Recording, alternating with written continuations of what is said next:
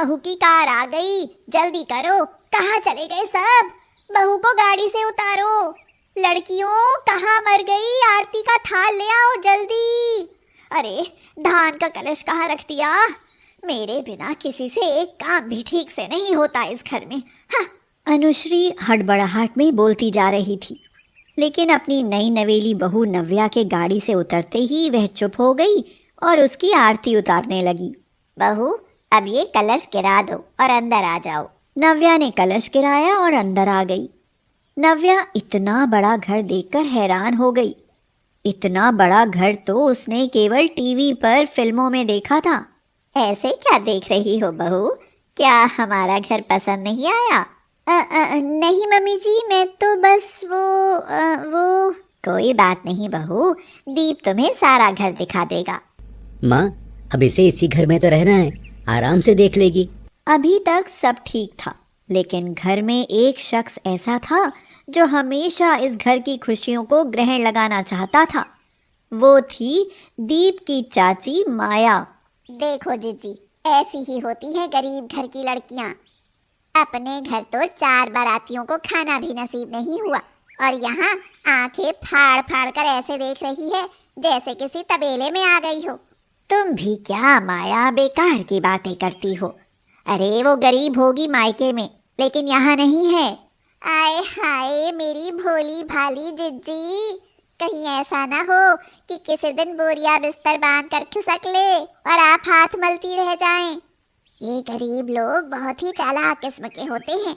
ये जितने जमीन के बाहर होते हैं ना, उतने ही जमीन के अंदर होते हैं। हाँ, मेरा तो समझाने का फर्ज था, बाकी हमारा क्या है, हम आज नहीं तो कल चले ही जाएंगे। किसे पता था कि माया की बात अनुश्री के दिमाग पर इतना गहरा असर छोड़ जाएगी। माँ जी, अब रसोई के सारे काम मैं करूँगी, बस आप अब आराम करेंगी। अब मेरे रहते आपको रसोई में आने की कोई ज़रूरत नहीं है। अनुश्री को ये बात खटक गई। वह सोचने लगी, बहू तो बहुत चालाक है, सबसे पहले रसोई पर ही कब्जा करना चाहती है। ऐसे तो ये एक दिन पूरे घर पर कब्जा कर लेगी। नहीं, मैं ऐसा नहीं होने दूंगी। अरे नहीं बहू, तुम्हारे आते ही क्या मैं सारी जिम्मेदारी तुम्हारे ऊपर डाल दूं? फिर भी नव्या ने धीरे धीरे रसोई और घर का सारा काम संभाल लिया था। नव्या की घर में पास पड़ोस में सभी तारीफ करने लगे, जो अनुश्री को अखरने लगा। कुछ दिनों बाद माया का फिर आना हुआ। बहू के क्या हाल है जीजी? सेवा पानी तो करती ही होगी आपकी। बहू तो बहुत चालाक है छोटी। अरे गरीब घर की इसीलिए लाई थी कि जैसा कहूँगी वैसा करेगी। करती भी है, लेकिन है मीठी छुरी। अपनी मीठी बोली से सबको अपने वश में किया हुआ है। हाँ, दीप के पापा तो इसके खिलाफ एक शब्द नहीं सुनते। कुछ करो जिज्जी, कहीं ऐसा ना हो कि एक दिन इस घर पर बहू का ही राज हो और आप एक कोने में पड़ी रहो। हाँ, कुछ तो करना ही पड़ेगा इसका। क्यों ना इसे चोरी का इल्जाम लगाकर घर से निकाल दूं, तभी पीछा छूटेगा। बहू, मैं 2 दिन के लिए अपनी बहन के यहाँ जा रही हूँ, घर का ख्याल रखना। जब 2 दिन बाद अनुश्री वापस लौटी तो उसने कहा, बहू बहू जल्दी आओ, मेरा यहाँ कहीं हार नहीं मिल रहा। कहीं रखकर भूल गई होंगी माँ जी। हाय मेरा पुश्तैनी हार, कहीं मेरे बाद अपने मायके तो नहीं भेज दिया। वैसे भी तुम जैसी गरीब लड़कियां क्या जाने उस हार की कीमत। नव्या बहुत दुखी हुई। उसने अनुश्री को बहुत भरोसा दिलाया कि उसने हार नहीं देखा। कुछ दिन बाद अनुश्री ने कहा, अरे बहू, ये क्या तुम साड़ी में लिपटी रहती हो? कुछ मॉडर्न कपड़े पहना करो। और ये इतनी लंबी चोटी, सब मुझे ही कहते हैं कि क्या अनुश्री बिल्कुल गंवार बहू ले आई। तो मैं क्या करूं मम्मी जी? जैसा आप कहोगी मैं वैसा ही करूंगी। ये बालों की कटिंग करा लो, कुछ स्टाइलिश कपड़े पहनो। अच्छा दिखाती हूँ, मैं बहुत पहले लेकर आई थी कि ये मेरी बहू को दूंगी, लेकिन तुम खैर छोड़ो, ये पहनो। ये तो बहुत छोटे हैं माँ जी, पर आप कहती हैं तो पहनने तो पड़ेंगे ही। नव्या बेचारी ने सास का आदेश मानते हुए बाल छोटे करा लिए और वो कपड़े भी पहन लिए। अनुश्री मन ही मन सोचने लगी, ये तो सचमुच ही बेवकूफ़ है। मुझे क्या पता था जैसा मैं कहूँगी ये वैसा ही करेगी। वह उसके पास जाकर बोली, शुरू शुरू में थोड़ा अजीब लग रहा होगा पर अच्छी लग रही हो। दीपू घर आया तो नव्या को देखकर चौंक गया। वह बोला, वाह, सो ब्यूटीफुल यार, तुम तो बिल्कुल ही बदल गई। ऐसे ही रहा करो। पापा देखो ना, नव्या ने खुद को कितना बदल लिया है। अरे वाह, अच्छी बात है। समय के साथ बदलाव जरूरी है बेटा। ये सब सुनकर अनुश्री का दिमाग खराब होने लगा। वह सोचने लगी, अरे मैंने तो सोचा था कि दीप और इसके पापा आज इसे खूब सुनाएंगे, मगर ये तो उल्टा इसकी तारीफ किए जा रहे हैं। लगता है कुछ और करना होगा।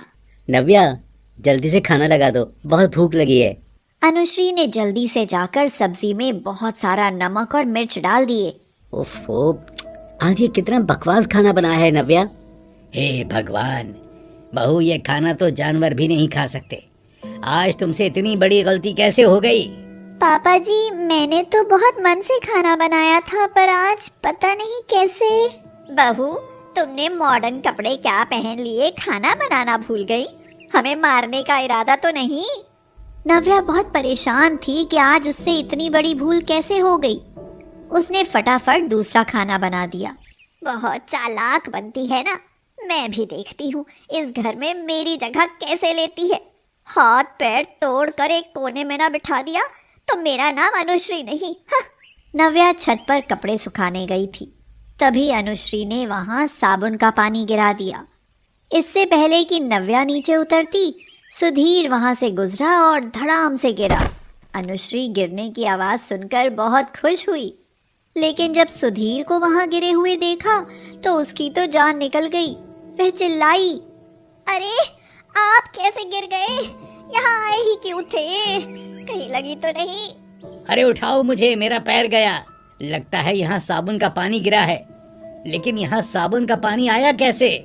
अनुश्री अपने किए के लिए पछताने लगी। उसने नव्या को आवाज दी, बहू जल्दी नीचे आओ, तुम्हारे पापा को चोट लग गई, इन्हें हॉस्पिटल ले जाना है। नव्या नीचे आई और सुधीर की हालत देखकर परेशान हो गई। वो दोनों सुधीर को उठाकर ऑटो से हॉस्पिटल ले गई। पता चला कि सुधीर के पैर की हड्डी टूट गई है। ये क्या हो गया आपके साथ? ये सब मेरी गलती से ही हुआ है, लेकिन सजा आपको क्यों मिली? सजा तो मुझे मिलनी चाहिए थी। अरे ये क्या कह रही हो अनुश्री? तुम्हारी कैसी गलती, कैसी सजा? अरे चोट लगनी थी सो लग गई। अपने आप को मत कोसो माँ जी, पापा जी ठीक हो जाएंगे। हम सब हैं ना उनकी देखभाल के लिए। अनुश्री रोने लगी और बोली, बहू तुम्हारा मन कितना अच्छा है।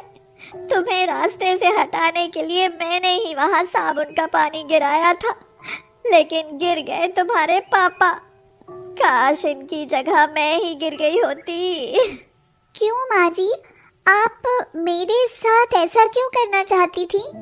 मुझे लगा था कि तुम अपनी मीठी बोली से सबके दिलों पर कब्जा किए जा रही हो। मुझे तो कोई पूछता ही नहीं, इसीलिए जो भी तुम्हारे साथ गलत हुआ था वो मैंने ही किया था। मुझे माफ कर दो नव्या, माफ कर दो। मुझे शर्म आती है तुम पर अनुश्री। हमारी बहू कितनी संस्कारी और भोली है, और तुम्हें लगा वो तुम्हारी जगह छीन लेगी। कितनी खुदगर्ज हो तुम, जो तुमने अपनी भोली भाली बहू के साथ ये सब किया। जान बची सो लाखों पाए, लौट के बुद्धू घर को आए। जो हुआ उसे भूल जाइए माँ जी, बस पापा जी ठीक होकर घर पहुँच जाएं, फिर हम सब कुछ भूलकर अच्छे से रहेंगे। नव्या, तुम सचमुच ही बहुत भोली हो। तुम्हारे मन में जरा भी मैल नहीं है। तुम बहुत अच्छी हो बहू। अब मैं किसी की बातों में नहीं आऊंगी, मेरी अच्छी माँ जी। और फिर वो दोनों सास बहू प्यार से रहने लगी। सरोज गरीबी के दौर में अपने दोनों बेटों की बिना पिता के परवरिश कर रही थी। सरोज अपने गुजरे हुए पति की तस्वीर के सामने हाथ जोड़कर प्रार्थना करने लगी, सुनो जी, आपके दोनों बेटे बड़े हो रहे हैं, उम्र के साथ उनकी ज़रूरतें भी बढ़ रही हैं। मुझे इतनी हिम्मत देना कि मैं अपने बच्चों को कोई तकलीफ ना होने दूं। इनमें मेरी जान बसती है, इन्हें हमेशा खुश रखना। अरे माँ, कहाँ हो आप? जल्दी लंच पैक करो, स्कूल के लिए देर हो रही है। माँ, मेरे जूते कहाँ हैं? मेरे जूते नहीं मिल रहे। हल्ला मत मचाओ, बस अभी दोनों को तैयार कर देती हूँ। देर तुम्हें ही नहीं मुझे भी हो रही है। सरोज अपने बच्चों के ही स्कूल में आया का काम करती थी। अजीत और सुजीत बड़े हो चुके थे। पढ़ाई खत्म होने के बाद दोनों नौकरी करने लगे। माँ, अब आपको काम करने की कोई जरूरत नहीं। अब हम दोनों भाई कमाएंगे और आप आराम करोगी। हाँ माँ, आपने हमारे लिए बहुत संघर्ष किया है। आराम तो मैं तब करूंगी जब तुम दोनों की शादी हो जाएगी और बहुएं घर संभाल लेंगी। अगर तुम दोनों में से किसी को कोई लड़की पसंद हो तो बता दो, अब तुम्हारी शादी की उम्र हो गई है। हाँ माँ, मेरे ऑफिस की एक दोस्त है काजल, मैं उससे शादी करना चाहता हूँ। और सुजीत, तू आरुषि के बारे में क्यों नहीं बताता? तुझे भी तो वो बहुत पसंद है ना? तुम दोनों ने तो मेरी चिंता ही दूर कर दी। तुम उनके घर में बात करो और शादी की तारीख पक्की कर दो। मैं शादी की तैयारियां शुरू करती हूँ। थोड़े दिनों बाद सरोज ने दोनों बेटों की खूब धूमधाम से शादी कर दी। काजल और आरुषि, हमारी मम्मी ने हमें बड़ी मुसीबत से पाला है। इनकी आंखों में कभी आंसू नहीं आने चाहिए। भैया सही कह रहे हैं, इनकी बात को तुम दोनों हमेशा ध्यान रखना। कुछ दिन ठीक से गुजर गए, लेकिन कुछ दिनों बाद ही दोनों बहुओं ने अपने रंग दिखाने शुरू कर दिए। माँ जी, अजीत पूरे दिन मेहनत करते हैं, जब पैसे कमाते हैं, और आप पूरे दिन टीवी देखती हो। पता है बिजली का बिल कितना आता है? लेकिन बहू, अजीत की नौकरी लगने से पहले तो बिल मैं ही भरती आई थी। बुढ़ापे में आपसे कौन बहस करे? दीदी, ये क्या, आपने अभी रोटी भी नहीं बनाई? मैं तुम्हारी नौकरानी नहीं हूँ।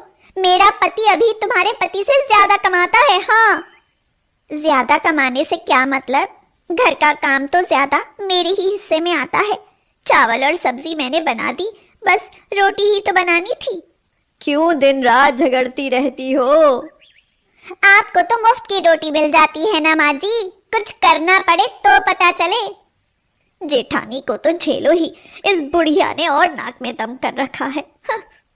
क्यों, मैंने क्या बिगाड़ दिया तुम्हारा? अगर मुझसे इतनी ही दिक्कत है तो अलग क्यों नहीं हो जाती? ठीक है, आज बंटवारा होकर रहेगा। अजीत और सुजीत को घर में हुए हंगामे का पता चला तो उन्होंने भी अलग होना ही बेहतर समझा। रोज की चिकचिक से वो भी तंग आ गए थे। सरोज उन्हें अलग होते हुए देख खून के आंसू रो रही थी। क्या ये वही बेटे थे जो सरोज ने बड़े प्यार और कठिनाइयों से पाले थे? सारा सामान बट गया, लेकिन सरोज, वह किसके हिस्से में आएगी? माँ तेरे पास रहेंगी, वैसे भी माँ की तबीयत खराब रहती है। नहीं भैया, मेरी आमदनी तो वैसे ही थोड़ी है, फिर माँ का खर्च कैसे उठा पाऊंगा, इसलिए माँ को आप ही रखो। दोनों के बीच बहस चल रही थी। लड़ो मत, जिस तरह सामान बांट लिया उस तरह मेरे भी टुकड़े करके क्यों नहीं बांट लेते? माँ जी, आपको क्या कमी है? आपके पास भी तो जमा पूंजी होगी। आपने भी तो पूरी जिंदगी आयागिरी की थी, लेकिन यहाँ तो आपसे अपने झूठे बर्तन भी नहीं धोए जाते।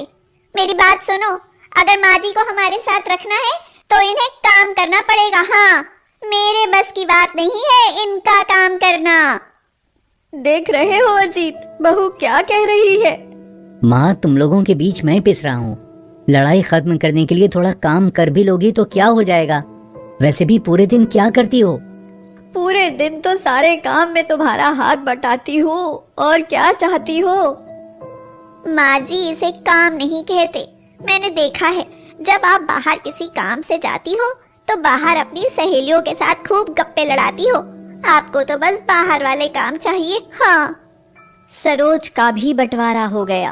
15 दिन वह अजीत के पास खाएगी और 15 दिन सुजीत के पास। अब सरोज को दोनों तरफ काम करना पड़ता, तब जाकर उसे 2 समय का खाना मिलता। बेटों को तो माँ का हाल पूछने की फुर्सत भी नहीं थी। बुढ़ापे में आराम न मिलने के कारण सरोज बहुत बीमार हो गई। लगता है इन्हें अस्पताल ले जाना पड़ेगा। कहीं मर गई तो लोग कहेंगे कि हमने बुढ़िया का इलाज नहीं कराया। सरोज अस्पताल में भर्ती करा दी गई। देख सुजीत, हॉस्पिटल में जो भी खर्चा आएगा उसके आधे पैसे तुम्हें देने पड़ेंगे। भैया मैं कहाँ से दूंगा? वैसे भी माँ तुम्हारे घर बीमार हुई है, मेरे यहाँ तो 8 दिन बाद आती, इसलिए माँ की बीमारी का खर्चा तुम्हारे ही हिस्से में आएगा। अजीत और काजल परेशान हो गए कि अब सारा खर्चा उनको ही करना पड़ेगा। काजल बोली, मैं तो कहती हूँ कि माँ जी के पास कुछ तो होगा, और कुछ ही नहीं तो ज्वेलरी तो होगी ही, उसे ही बेच देते हैं। आखिर वो कब काम आएंगे, और किसे पता कि माँ जी बचेंगी भी या नहीं। काजल और अजीत ने घर जाकर सरोज की अलमारी खोली, जिसमें सरोज की वसीयत और उसके साथ एक चिट्ठी निकली जिसमें लिखा था, बैंक में मेरे 20 लाख रुपए जमा हैं, जो मैंने अपनी मेहनत से अपनी खुशियों का गला घोट कर कमाए हैं। मैं जानती हूँ मेरे जीते जी ही मेरी जायदाद और बच्चों की तरह मेरा भी बंटवारा हो जाएगा, इसलिए अपना सब कुछ मैं अपनी बहू और बेटों के नाम कर रही हूँ, ताकि जब उनके बच्चे उनका बंटवारा करें तो वो मेरी तरह अपने बहू बेटों पर आश्रित ना रहें और मेरी तकलीफ महसूस ना कर सके। अगर उनके पास संपत्ति होगी तो उनके बच्चे कभी उनका बंटवारा नहीं करेंगे। अजीत और काजल ने पीछे मुड़कर देखा तो सुजीत और आरुषि खड़े थे। सुजीत बोला, हम जानते थे भैया कि तुम लोगों के मन में पाप जरूर आएगा, तुमने माँ की अलमारी की तलाशी ली। सुजीत और आरुषि वो कागज उनसे छीनकर पढ़ने लगे। उनकी आंखों से आंसू बहने लगे। भैया हमने बहुत गलत किया है माँ के साथ। हाँ सुजीत, माँ की वसीयत ने हमें इस बात का एहसास करा दिया। काजल और आरुषि भी रोने लगी। वो सब हॉस्पिटल पहुंचे। सरोज लेटी हुई थी। जाते ही काजल और आरुषि सरोज के पैर पकड़कर रोने लगी। काजल बोली, माँ जी, हमें माफ कर दो। हमने आपको क्या क्या कहा और आपने हमारे लिए इतना कुछ सोचा, अपना इतना पैसा हमारे नाम कर दिया। माँ जी, आपने हमें हमारा भविष्य दिखाकर हमारी आंखें खोल दी है। लेकिन मैंने क्या किया मेरे बच्चों? माँ, हमने आपकी वसीयत के साथ रखी चिट्ठी पढ़ ली है। शायद आप जानती थीं कि हम भटक जाएंगे, लेकिन अब कभी ऐसा नहीं होगा। तुम जल्दी ठीक होकर घर चलो। नहीं बेटा, अब वहाँ जाने का मन नहीं है। अब मुझे वृद्धाश्रम छोड़ आना। ऐसे बंटवारे से अच्छा है मैं वहीं रहूं। दोनों बेटे और बहुएं सरोज के पैरों में गिर गए और बोले, नहीं माँ, घर चलो, हमें माफ कर दो। हाँ माँ जी, हमें माफ कर दीजिए। मैंने बिना पिता के तुम्हारी परवरिश की। एक आया बनकर मैं तुम्हारे भविष्य के लिए पाई पाई जोड़ती रही, क्योंकि तुम मेरे बच्चे हो और मैं नहीं चाहती कि तुम्हारे बच्चे भी तुम्हारे साथ ऐसा करें जैसा तुमने मेरे साथ किया है। यही एहसास दिलाने के लिए मैंने वो चिट्ठी लिखी थी। मैं खुश हूँ कि मेरे बच्चों को समझ आ गई। तो अब घर चले माँ? हाँ, चलती हूँ, लेकिन पहले वादा करो कि अब कभी बंटवारे की बात नहीं होगी और हम सब मिलकर रहेंगे। हाँ, हम वादा करते हैं माँ। और फिर सब खुशी खुशी एक साथ रहने लगे।